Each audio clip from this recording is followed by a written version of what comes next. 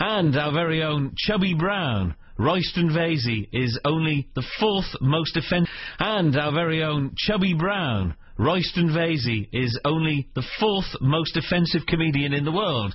That's according to a new survey of leading comics.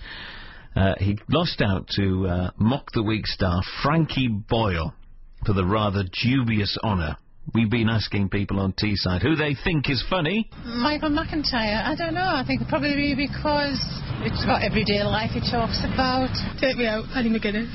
I like James Corden, he's absolutely hilarious. Lee Evans, yeah, he's cool. Morecambe and Wise, and, I mean, let's face it, if you want to go really daft, go Spike Milligan. And what about the people that we don't like? Billy Connolly sometimes with his bad language.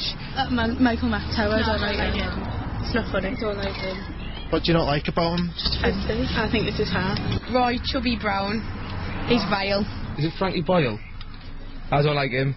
Just because what he did say about Jordan's son was pretty bad, to be fair. Like, how much I hate her, that was bang out of order. This one says with the foul language, I don't think that's necessary. We get enough of that in the house. Have we come less easily offended over the years? Let's speak to a social commentator, Mal Fletcher, who's with us on the line this morning.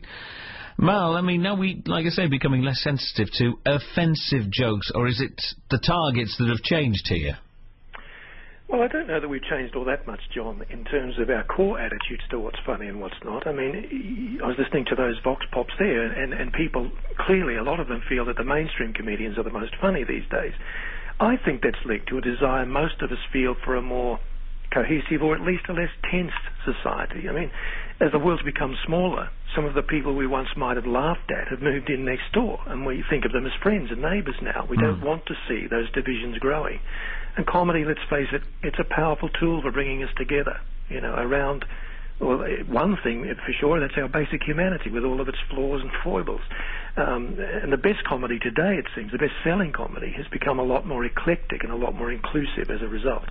But looking, you know, from the 70s, for instance, that golden age, no one would have dared joke about the Queen, but sexism and racism, that was everywhere. Yeah, attitudes change on the surface, but as I said, underneath, I think the vast majority of people still don't find things funny if they're at the expense of someone who is, for example, seriously ill or physically or intellectually challenged. What is different, perhaps, today is that we don't see that material filtered out as much in the mass media, where there are a minority of comics, probably, who repeatedly replace clever irony with outright sarcasm or cynicism. Instead of surprise, that's a key element of comedy. They repeatedly use shock value, and when you build your comedy on shock value, you will become eventually a force for cruelty or prejudice somewhere along the line. I suppose, you know, mainstream comics, if you want, for instance, like your Michael McIntyre's, your John Bishop, even going back, 5 or 6 years ago, even Peter Kay, they've gone from playing the comedy clubs to filling arenas in a relatively short space of time, haven't they? Yes, they have, and really it comes back to this one central thing. Comedy is first and foremost about entertainment. You know, it allows us to come together, to laugh out loud, to let off steam. It has great cathartic value. You know, it's an outlet for emotion. Indirectly, I suppose, it's also a tool for promoting understanding between different groups of people. And as I said, I think that's attractive these days. But for most of us, it's not meant to be rocket science. It's not about, you know, some great social re-engineering project. And we don't like it, most of us, when comedy's used as a soapbox. It does make us think, but at the end of the day, we want to think in constructive ways. We want to feel better about the human condition, not worse. Who makes you laugh? Oh, lots of people make me laugh. I was really... I mean, some of the most serious people in the world are the funniest. Let's face it, they don't know they're funny. But for me... You mean politicians there, do you? Yeah, I go back to people like Spike Milligan's a great favourite of mine.